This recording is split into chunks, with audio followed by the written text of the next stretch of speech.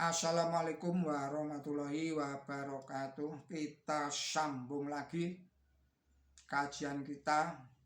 Ini adalah informasi sebuah makalah yang disampaikan oleh seorang berkebangsaan Kanada, lahir di Filipina, keturunan dari Cina, bernama Roberto Karim Ong, PhD, kaum muslimin di Cina,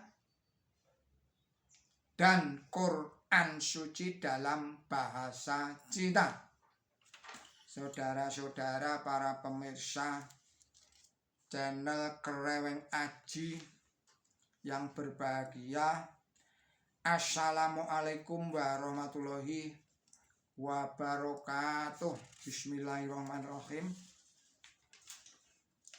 Bahkan bagi pembaca yang amat terbelakang bahasa Arabnya sekalipun, mereka tidak akan mendapat kesulitan untuk menggali dari footnote atau catatan kaki karya Maulana Muhammad Ali di dalam terjemahan bahasa Inggrisnya,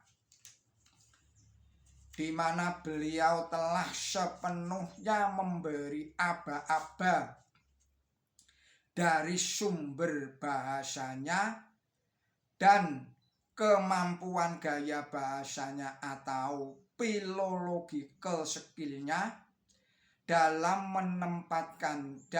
penempatannya sangat luar biasa. Jika jujur menilainya, dalam hubungan ini saya harus menekankan bahwa 9 terjemahan Quran suci dalam bahasa Cina yang ada, yang 3 telah saya teliti, semua telah dikerjakan oleh para ulama muslim Cina, dan 3 terjemahan tersebut bereferensi kepada karya Maulana Muhammad Ali dari Lahore.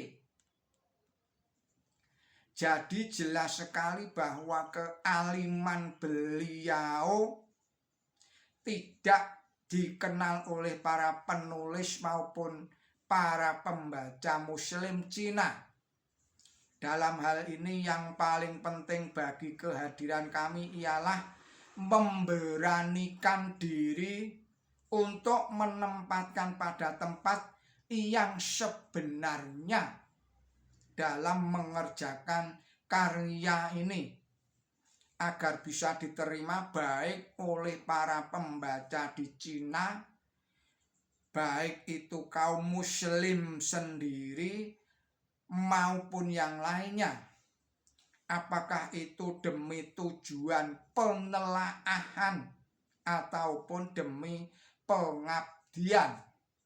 Saudara-saudara para pembaca atau para pemirsa channel Kreweng Aji yang berbahagia, yang kedua, saya ingat ketika pertemuan pertama kali di Montreal, saya bertanya kepada Dr.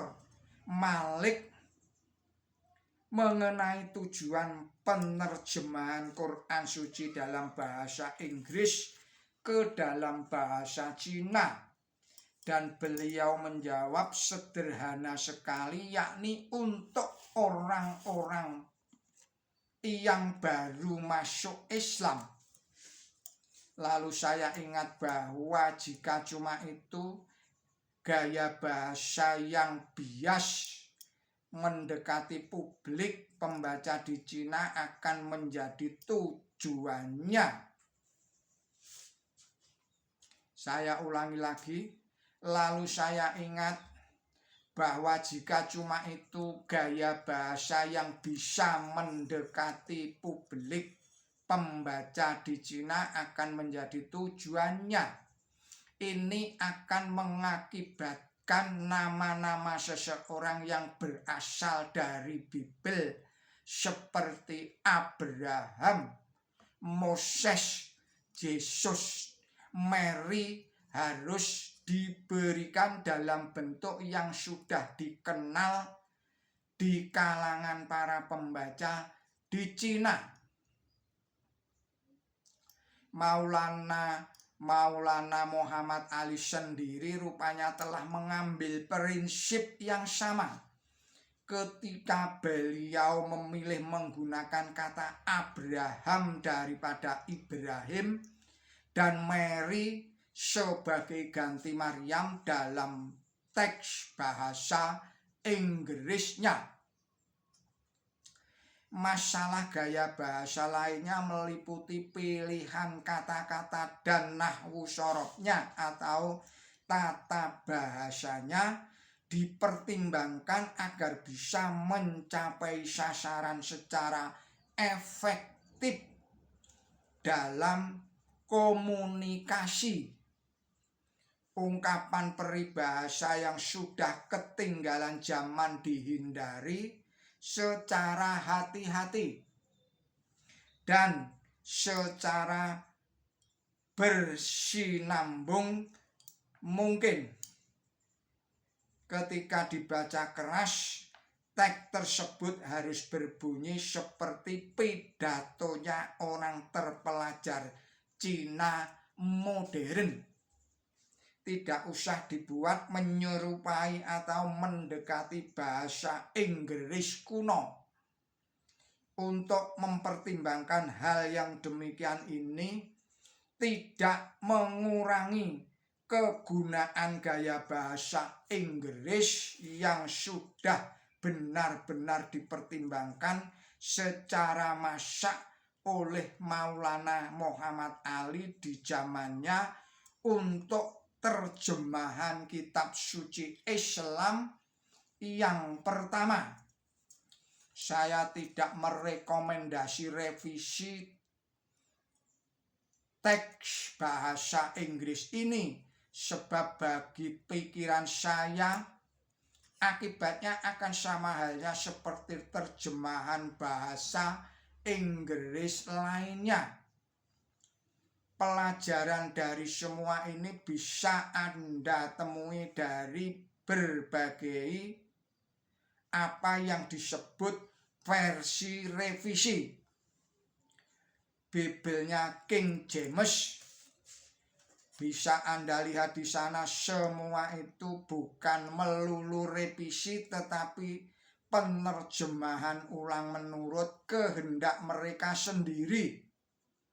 Sekalipun di berbagai tingkatan kesempurnaan yang dalam beberapa hal tertentu suka menggunakan sumber materi yang tidak dikenal asal-usulnya oleh si penterjemah itu sendiri. Sama halnya seperti Gulungan Laut Mati atau The Dead Sea Scroll.